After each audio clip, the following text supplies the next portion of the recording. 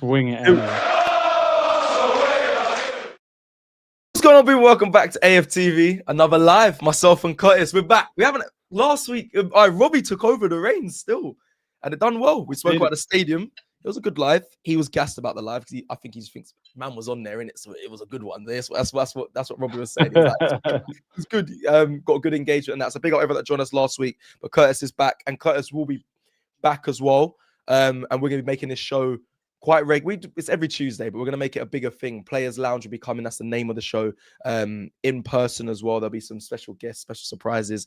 But yeah, that's for the future. But big up everyone that's been supporting the show as well. I speak to a lot of people, well, in real life, and they say, yeah, big up you and Curtis on this show, and they lock in regularly, and they like, us two together. So Curtis, appreciate you, brother, for always being here and when you can. And we're going to obviously take, I know you've been wanting to push this a bit more forward, and we've got plans, so just know it's coming to another level as Players Lounge. Firstly, Curtis, what's going on, brother? You good? Yeah, I'm good, man. It's international break. Sometimes you're like, oh, I'm happy we got a little break. And then you think, I've never felt 2 weeks last as long as like, do you know what I mean? I'm just thinking, please just bring the Arsenal game back, man. So obviously England playing tonight and a few Arsenal boys are involved. I think Saka, Lewis Skelly and Rice are all playing. So we'll keep an eye on that. And Jamaica, man, they're trying their best. They're trying their best to mess things up. You know what I mean? Curacao, bro. Curacao, bro. What the hell, bro? 2-0. McLaren, I mean, I know you've been around him, but I have. Brother, what is he doing with the tactics, man? Yeah, he might have to go. I'm not even joking. Like, there's a good enough squad there to get. We had actually quite a reasonable group as well to get through, and we're making hard work. We've got to win our next 3 games. It's looking like Jamaica may not make it to the World Cup. That would be awful, obviously, as us as Jamaicans. But bro, it's not been good. This international break has been a tedious one, a long one. I've enjoyed the break for myself personally. Obviously, been dominated by other chat that's just been afterwardsly. That's been happening. But yeah, man, it's been a long one. Obviously, the game is this weekend. We take on Fulham, but there's so much. So like, not too much to talk about. We'll talk about some of the news that's kind of broken today. I want to say I see the tracksuit. Man's obviously got that as well. Covered the players' version, looking nice. And also, like, obviously, we talk about guests. Hopefully, one day we can get someone like this sort as well. Let me just hold on. Hello. Oh. You know what? Yeah, man met him and just said, "Yo, come on, like, bro." I said, "Give me the signature." That needs framing. That does, doesn't it? No, yeah, man. Listen, obviously, Arsenal show. Big up Bex, but I gave us me and Robbie was at the event. Bex trained with us, didn't he, for a little bit? Under Wenger, I remember. He did. Well remembered. Even them photos of him training with the team. I remember that as well. I think I don't know if it was around some time when Thierry Henry came back. I don't know if it was, or if it was before then, because I know Thierry Henry came back as well as training when he was in the MLS and came back. Obviously, he ended up coming back and scoring against Leeds and whatnot. But he also, he also came back. Rather Henry, someone says, "Trust me, Matty." So do I. Trust me. I need it. If I get close enough with a shirt, trust me, that's the dream. I'll get that framed, and that'll be. I might have to listen. I love Martinelli. We got him back on there, but if I get Thierry, Martinelli scored today, didn't he, for Brazil? Yeah, he did for Brazil. Yeah. He scored. That's a good look. That's a good look for Martinelli. I need him to come back confident, man. I need him to come back confident. I want to just let's get into the news. Let's get into kind of what's been going around. Just like what's in the Arsenal sphere and the community as well. I want to start with. Do you know what? I'll be honest. International break, games have been dead. Obviously, England beat Wales 3-0, cool, well and good. I was looking at Arsenal thinking, what can we improve on? Or where's the weak link? Where's our weakness? And I've really struggled, Curtis, I've really struggled. You might have a straight, obvious weak link or something that, something that might be glaring at you that says, this is where you can expose Arsenal. But for me, I've really struggled. I looked at the whole squad depth. I looked at our B team. And I said, our B team would beat most second half of the Premier League teams. And listen, can't disrespect any of them. But I think we'll give them a good go. Good quality. We can play in different ways where we go direct, where we keep the ball, suffocate teams. The only thing I landed on, I'm like, what do we struggle with? And all it is like killing off teams.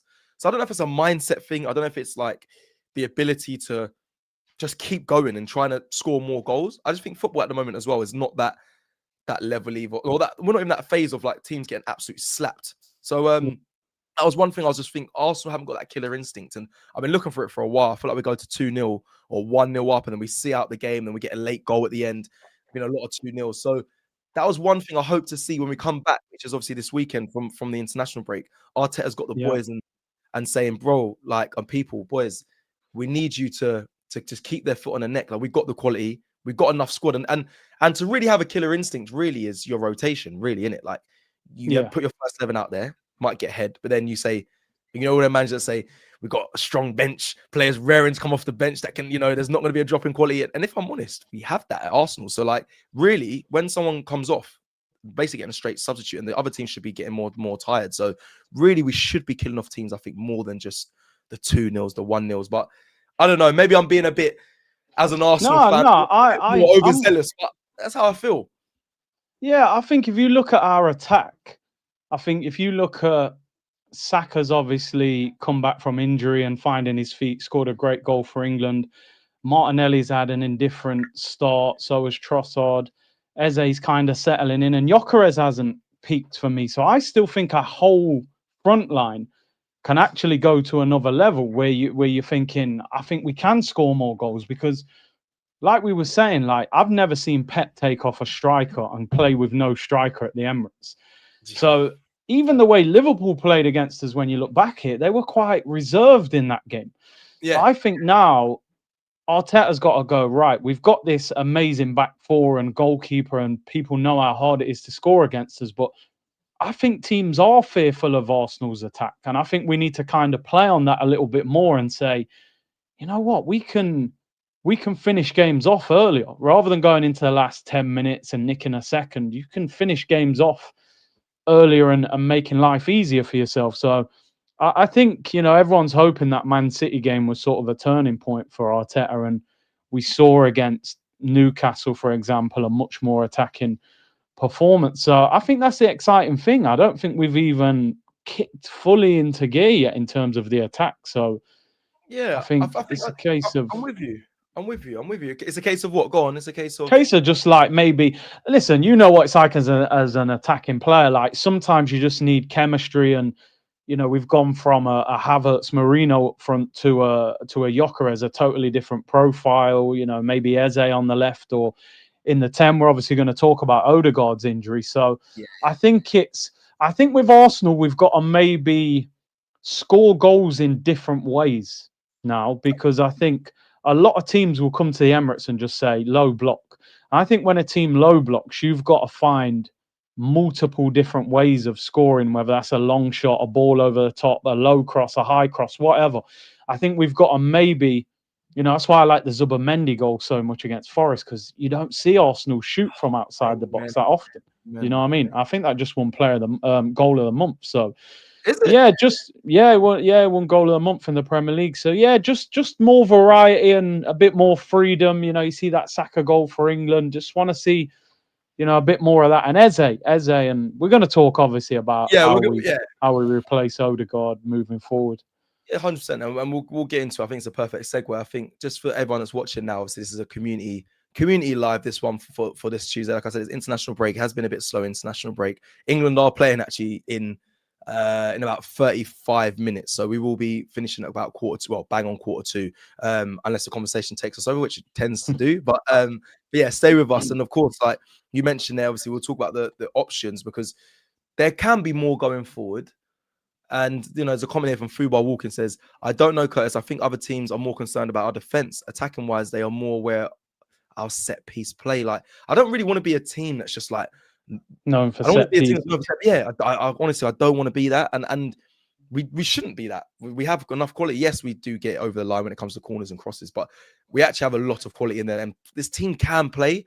And I think with the injury to Martin Odegaard, you would have seen the video on the channel already. It's looking like he's going to be out until the next international break. So after that, which will be probably return on the North London derby, it does throw up the question that's in the title: Odegaard out, Eze or Nwaneri to replace him.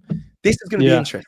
It is going to be interesting, because I keep laughing to myself, because like I just think this Arteta brother, he's gonna get Havertz back and put him in the midfield. Oh, when's Havertz back, man? When's he back? I don't know what I thought. Listen, some of the reports were saying like end of November and like towards the end of the year, but recently there's something that released literally yesterday. I saw that within 3 weeks he's gonna be back. So he's gonna be back probably like towards the end of this month, end of this month, early November. Yeah, so it's looking like he'll be back pretty soon. But that will we'll go into that conversation at some point because we have to discuss when he returns and what Arteta does. And I'm a fan of Arteta, people know this. But the Havertz thing, we know that. Yeah. He's a genius, man. Corel, football HMRC is going to be on me, but I've got to be careful. Yeah. Where's he at, man? HMRC, stay locked in, man. But on that, so I just think when Havertz returns, it's going to be interesting to see what Arteta does with him. And listen, that is one thing that does sometimes test my patience on what his decisions are with Kai Havertz. Listen, it'll be interesting. I think he's a striker now. That's what he plays his best position. But with that midfield scenario, conundrum, with Odegaard down, I don't want to see him trying to experiment, trying to fit Havertz back in there. Mikel Merino in the midfield with I don't know, Rice or Zubimendi at the 6. I don't want to see that. If you're gonna experiment, get the attacking players on the pitch, get the Ezes, get the Nwaneris, get Rice in the 6 behind them, get Zubimendi in the 6 behind them. That's what I want to see. I think let's discuss that. Let's discuss midfield now because right now, going into the Fulham game, we are going to be doing obviously previews and predict 11s and that too. But how do I ask a question without trying to cross over content here? So that midfield, what are you wanting to see now that Odegaard is out?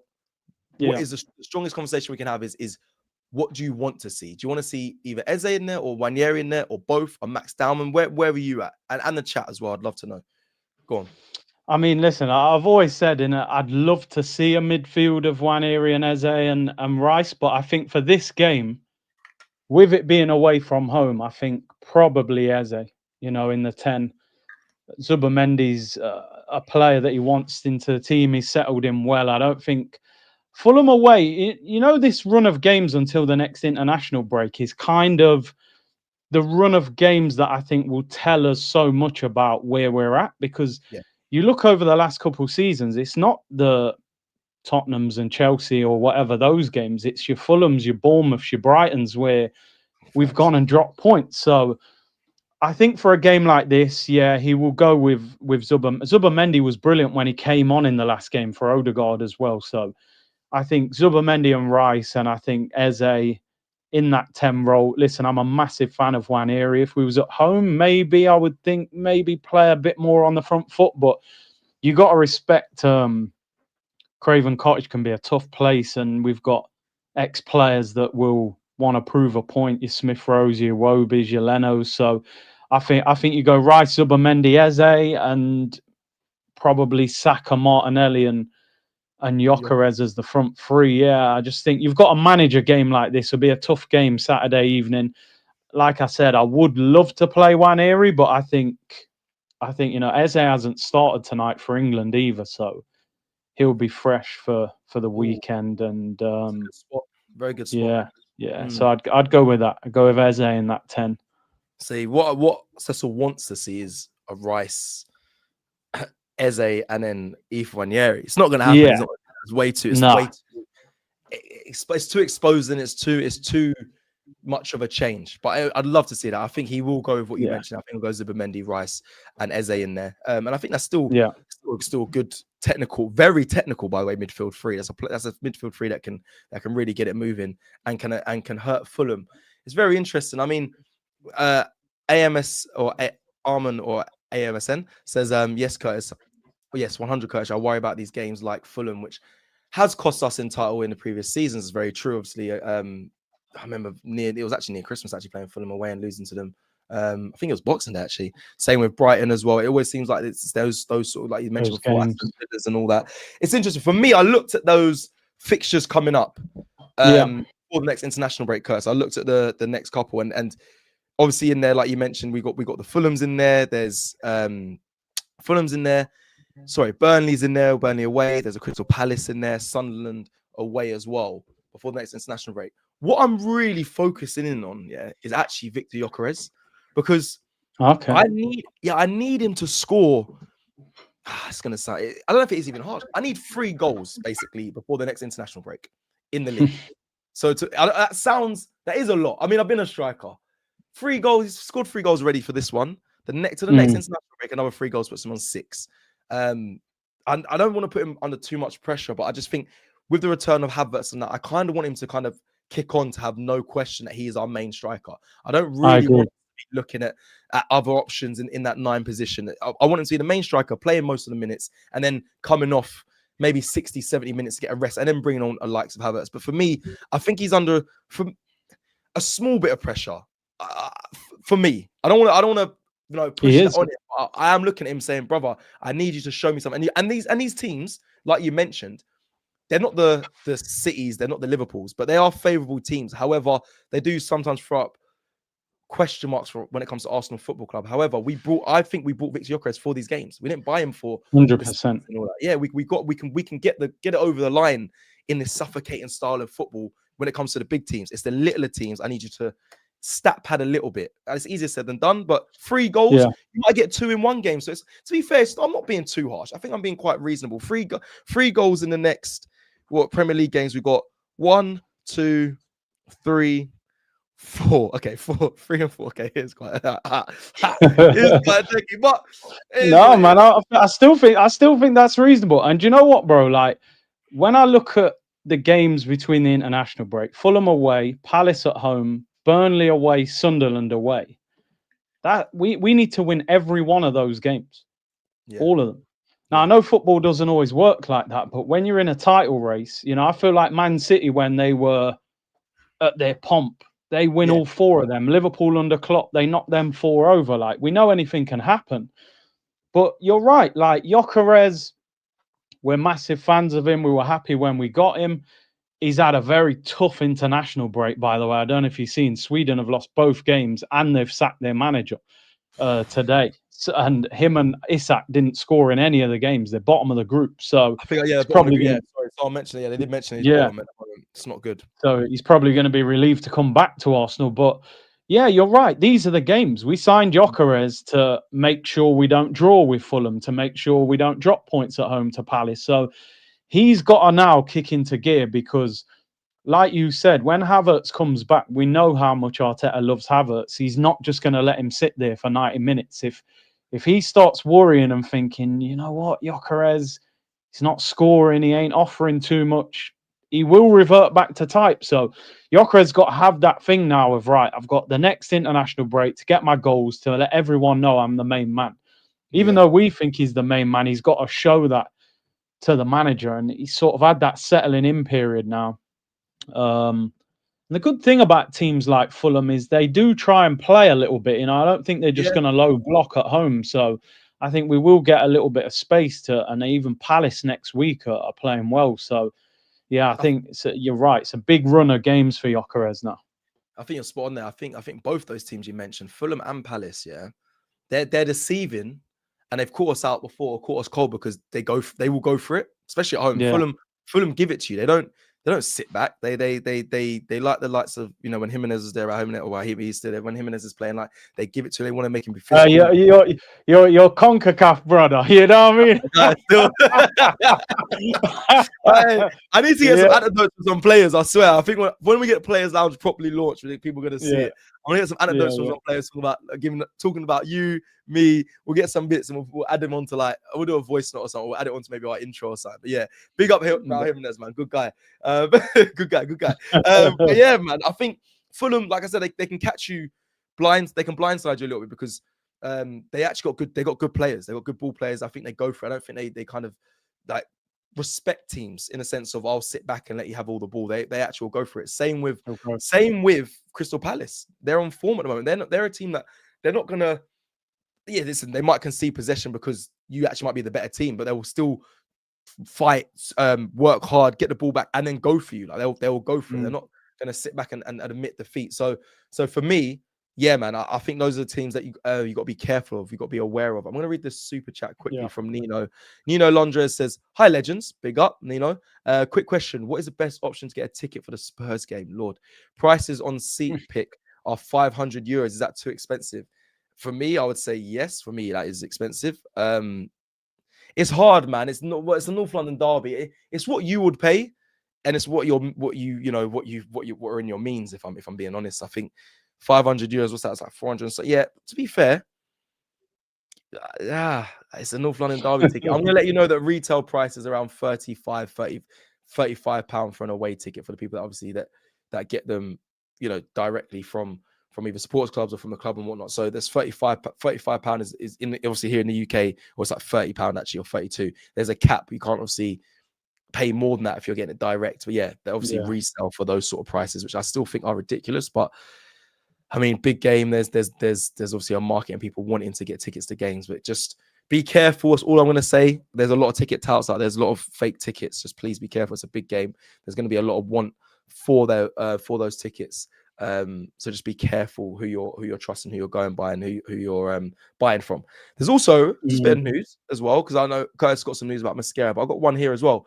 Record breaker, Arsenal Max Dowman became the youngest player to ever score for England's under-19s. He's found the net in the 7-0 win over Wales. That was today as well.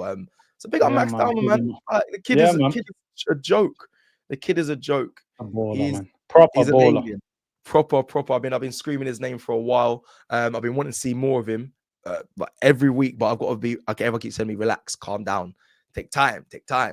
But I'm hoping we do see more of him. I mean, this run of games, it's interesting. Would you play him, Curtis? Yeah, in that. It's not a loaded question. In that Brighton game, obviously we've got him in the cup coming up in these next run of fixtures. Is that too much of a big? Because it's annoying, because I conflict myself, because I want Arteta to take every competition serious because we need silverware, but then I'm also like, I want to see these players as well. So when we play Brighton on the 29th of October, it's in the League Cup. It's a round of 16 game.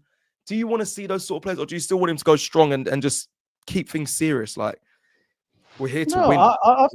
I think Max can start that game. Like, there has to be an element of rotate. Like, what we're going to do, play Saka right wing every game. Like, Madueke's out for a couple months.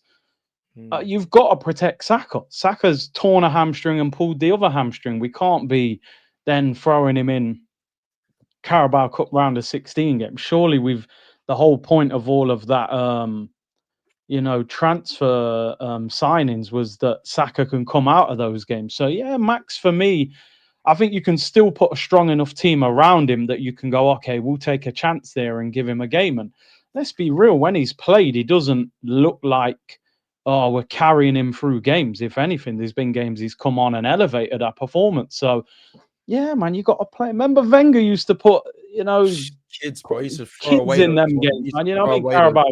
Yeah, bro. And I'm with you, because I'm like, yo, Arteta needs silverware. So, if we got knocked out to Brighton, I would be unhappy, because it's like, that's a trophy that you can get. But at the same time, you can't play the same 11 players for 4 competitions. We can still put a very good team out for that. But I would play, man. Yeah, so we can have it both ways then. We can't moan. We can't moan if we go out and we wanting to see a rotation.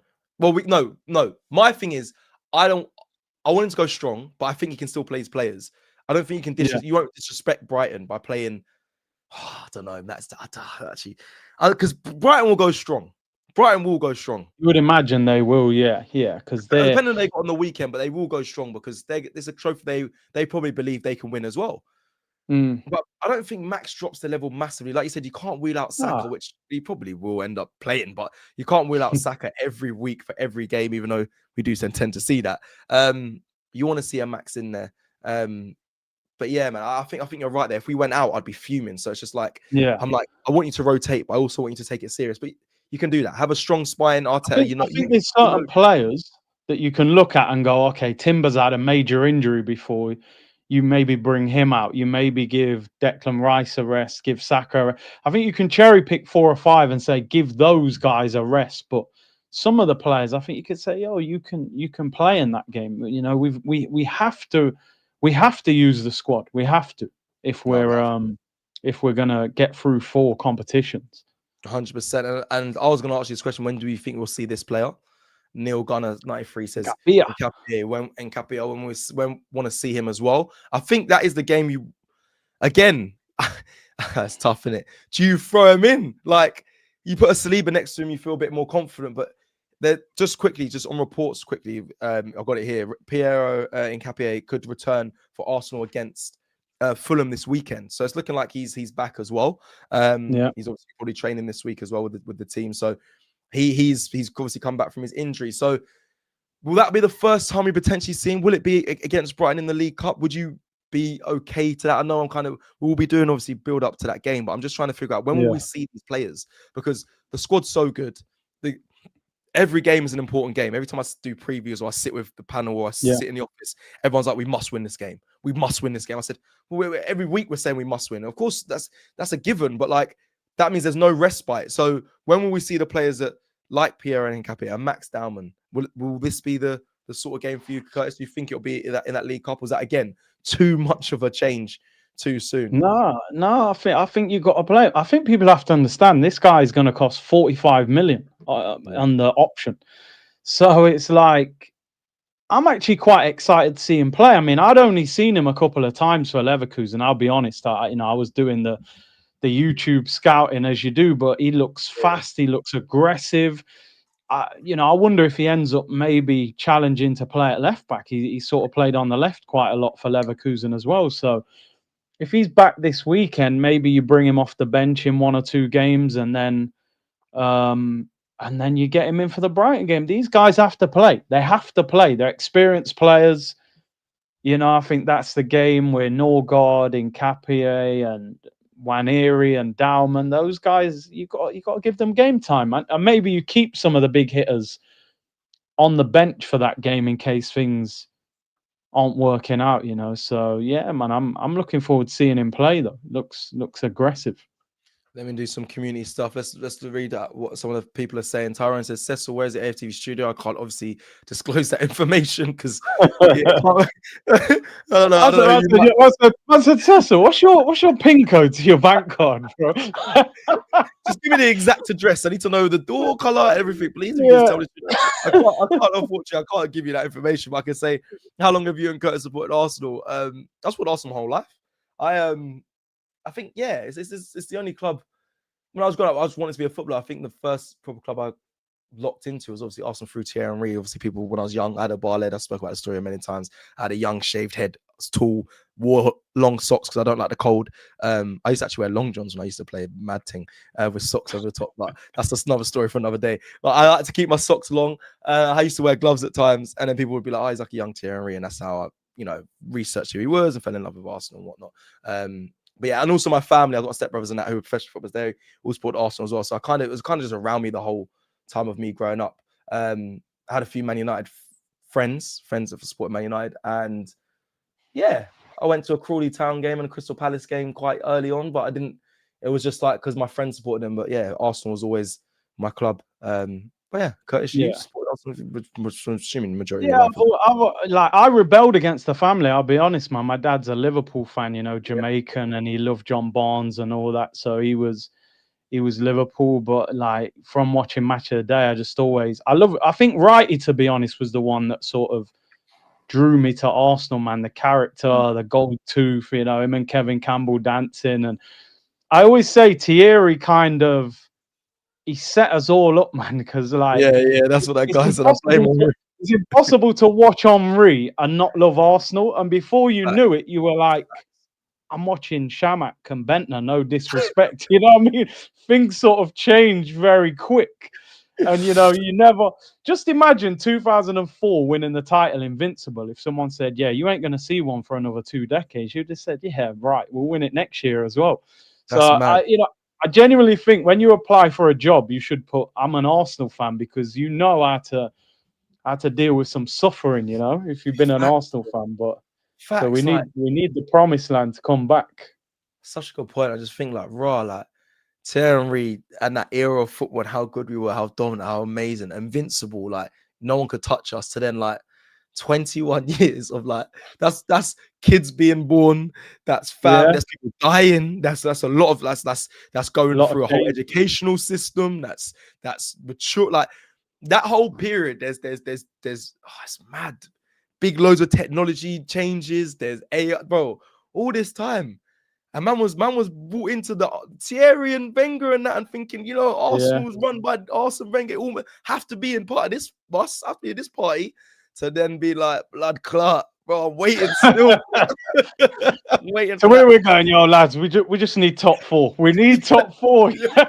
I mean, trying to convince people, like, trust me, we were sick, bro. We had a gold trophy. Like, bro, I'm telling you, you know, like my kids here, bro. You know, like my kids. I've had like conversation. You know, when you're in the car and that, and you're like, you have to have meetings. Trust me, like, hang on, like we weren't always like this.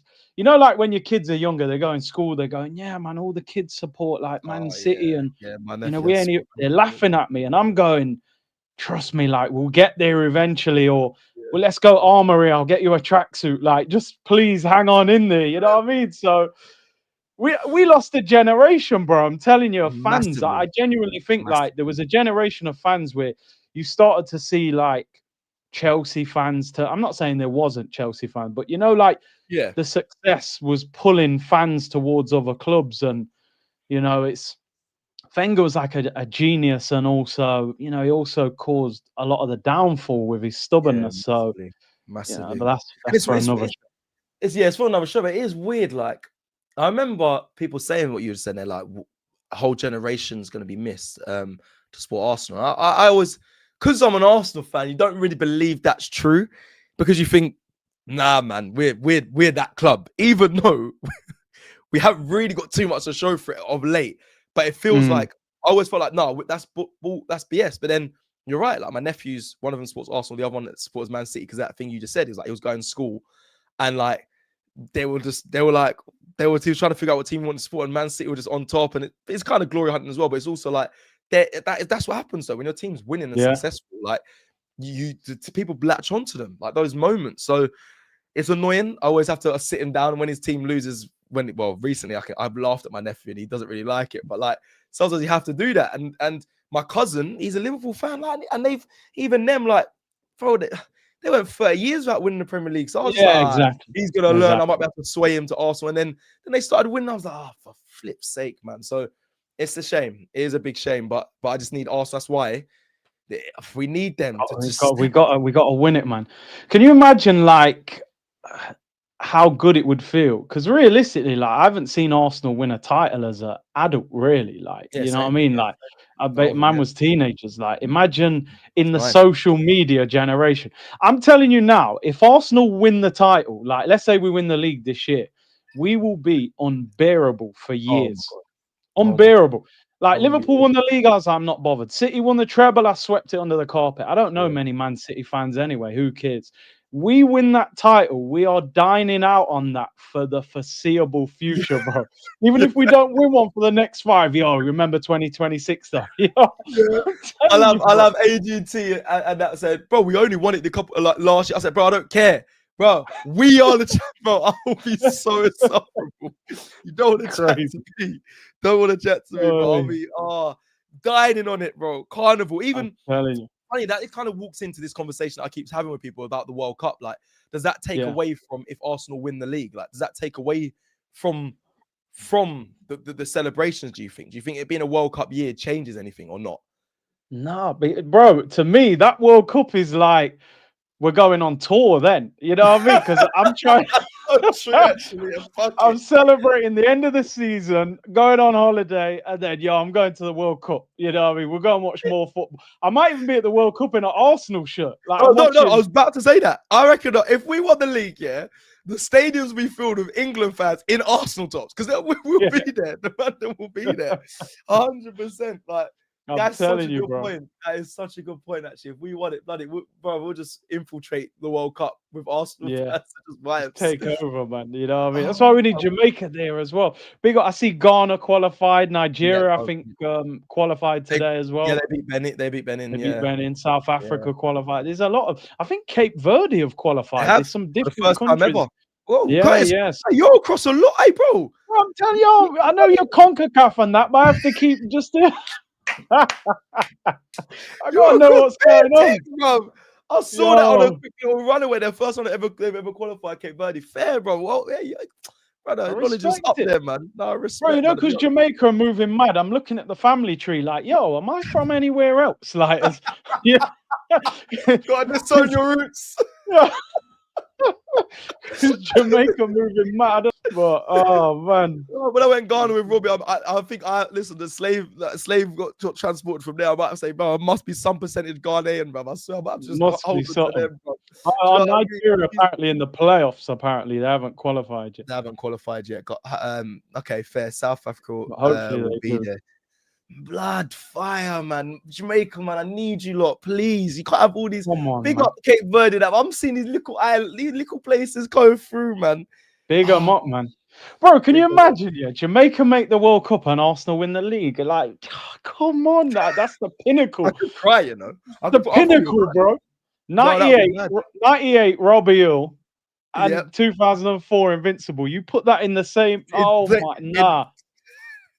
Jeez, I'm telling you, bro. Please. Oh my days. Cool runnings. You're right. You know what I mean? Saka at the World Cup. It's all mad. It would be mad. And the thing is, we're not even that bad of a squad in Jamaica. That's why I just don't. Steve McLaren. He needs to fix up, because I'm telling you, they're saying Curacao also going to qualify, but I'm telling you, Steve McLaren needs to fix up, man. Because I look at that team, Bobby Reid. Yeah, I see some Casey Palmer. There's some good players in there. Pinnock, even Pinnock's playing Premier. Like, come on, man. Come on, fix up a little piece, please. Kiss the lucky egg, Big Siege. Cool running sentence. Just quickly, we'll do a quick. We've got 10 minutes. We'll do a quick debrief on Jack Wilshere. Obviously, he's become the new manager of Luton Town. Yeah, it's funny. I was my brain does this. I keep like going on. I just go on like spirals of things. So obviously looking at weaknesses at Arsenal and stuff, I was doing this. I was thinking, oh, Jack Wilshere, imagine if he does really well with Luton. And then Arteta ends up being sacked. I was like, I know in this board, they will try and bring Jack Wilshere to Arsenal. And I'm like, that can't. And look at your face. I just know. I know that what they would think. If he done well at Luton, I think he would think he's ready for Arsenal. And that would, I don't know. Listen, I want Arteta to stay, give him the season, see what happens. But I don't know. My brain went to, oh no, he could do really well, and then that could be the next manager at Arsenal. And you know, is that the case? Is that not the case? But hopefully, it may not be, depending on how Arteta does. But big up Jack though. Congratulations at Luton, because hopefully, I'm delighted for Jack. I get what you're saying. I think Fabregas maybe would be further up the ladder because he's managing in the top division in Italy. So. But I know what you're saying. It wouldn't surprise you with Arsenal, man. You know, we all, without being disrespectful to Arteta, we've all got managers in our mind that we think if Arteta was to go, you know, I'd love to see Luis Enrique or Zidane or somebody of that ilk. But Arsenal would probably go for Mertesacker or Fabregas or someone. But no, listen, for Jack, I'm delighted for him because, you know, I met him a few times. A cool guy, was a top player, obviously, and you know, 33 years of age, which is crazy. You know, you think 33? Is that how old he is? Yeah, 33. Like, he should be playing. Like this guy's been around for time. He has been around for time, but like, obviously injuries, and he went into coaching that. But like, bro, 33 is young though, bro. He's not far off me, bro. Like, you know what I'm saying? So it's it's a crazy one. I rate it because he could have stayed at Arsenal and been a youth team coach and been comfortable. He wanted to be a first team manager. So, and Luton is, you know, quite a historic club. But if he can get them promoted, I think Chris Powell's the assistant manager as well. So, yeah, man, I think I'm happy for Jack, man. Hopefully he does well there. Maybe gets a couple Arsenal loan players. I think you know you're getting old when you remember a player being like a young buck coming through, and then now he's manager, and you're like, bro, what's going on here? Like, how quick that time goes? Shocked me, bro. That shocked it's me. It's mad, bro. You know what I mean? But man, that one came through as a young player busting up against Barcelona, and now he's like, bro, you get so just like deceived by ages in football. That is a madness to me. That's crazy. Big up Jack though. Listen, wish him all the best. Hope he does well. Give me quickly the Mascara news.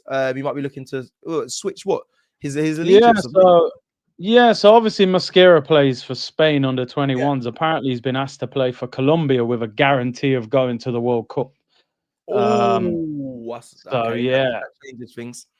So whether that sways him, and I like seeing Arsenal players at the World Cup. I would imagine, is Mascara going to get in the Spain squad? I don't know, but the Colombia squad, and I've watched that Colombia team a few times. You know, they're a decent team as well. So I think that'll be a good move for him. But it's just whether how connected he feels to Spain and Colombia was be interesting to see what he does. Yeah, at a young age to go to the World Cup next year. Maybe that is. I want you.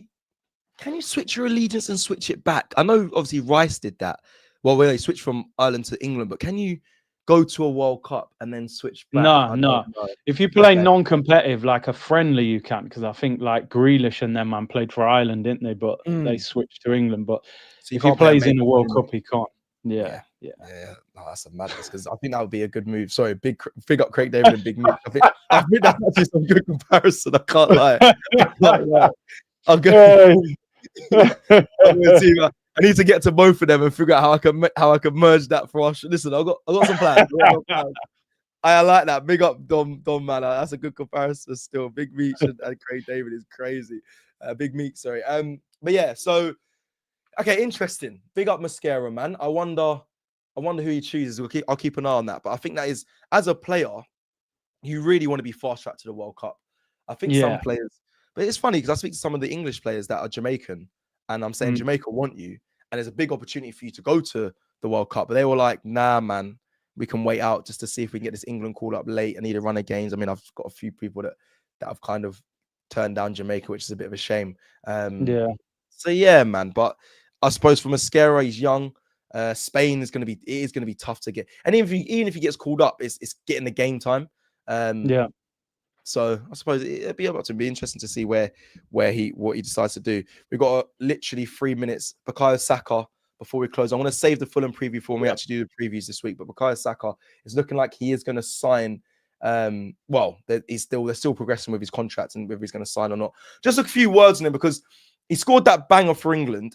He has been ridiculously consistent, even in his down patch. Obviously, he was injured quite a bit last season, but before that, like, he hasn't really dipped, bro. Like, I just feel like, is he getting a respect? I think every rival fan or people they know him, they say he's a good player, but I just think consistency-wise, when it comes to the likes of Phil Foden, Curtis, they used to say they compared him to. Now Phil Foden's not really around. Sometimes scoring every now and then, but he's not the guy that he was that season that he was being compared to Saka. Cole Palmer, still an amazing player, but has dipped a little bit as well. Saka is just always, any time he needs to step up, man is there. Like, he's like, yep, cool, I can do this.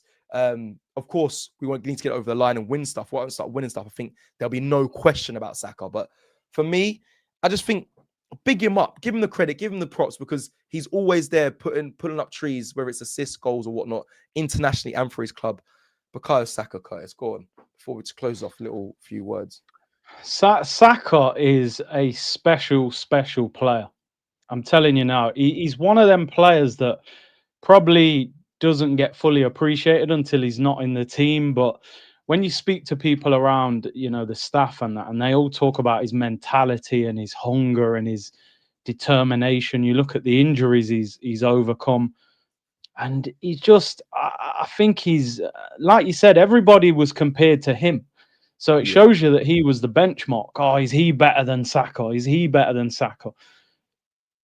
Saka's just going about his business. He's locked down that right-hand side for England. Doesn't matter who turns up. He's the one. They never drop him. Arsenal, he's got it on lock. Now, I've said in the past that I would like to see a bit more skill and flair from Saka.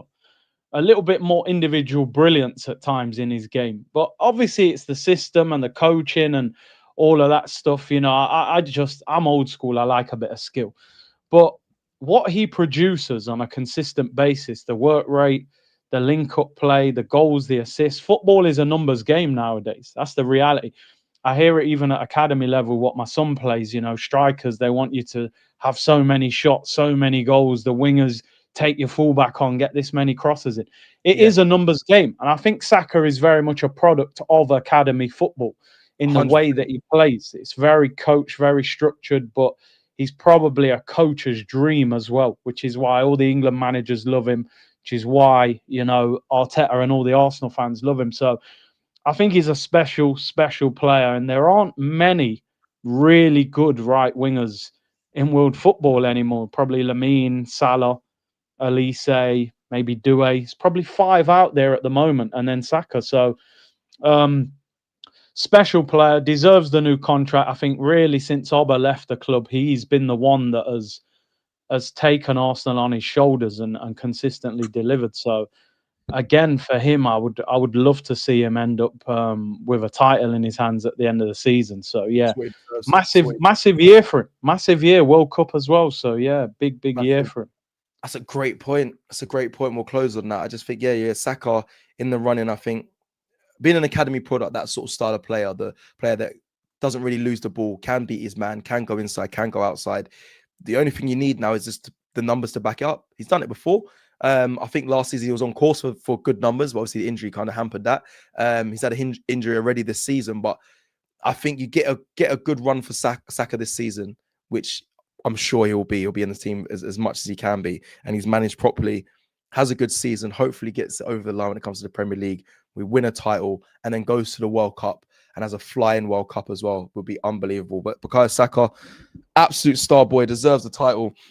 You know, looking forward to seeing him come back after this international break and hopefully end up smashing up the teams we got until the next international break. Curtis, I'm going to let you go. I'm going to leave it here for this live. Thank you to everyone that's joined us. We're going to go and watch the England game. Hopefully we can see England comfortably win this game. This is the World Cup qualifier. Last one was a friendly, I believe, but this is the World Cup qualifier. So here we go. We're going to go watch that. Thank you everyone that's joined us. I can see Curtis looking up at the screen. Do you know what? Sorry, just before you go, like, where are they playing this game, man? I swear that there's a running track there. I don't even know if there's fans in the stadium, bro. What's going on? Really, yeah? Oh, man.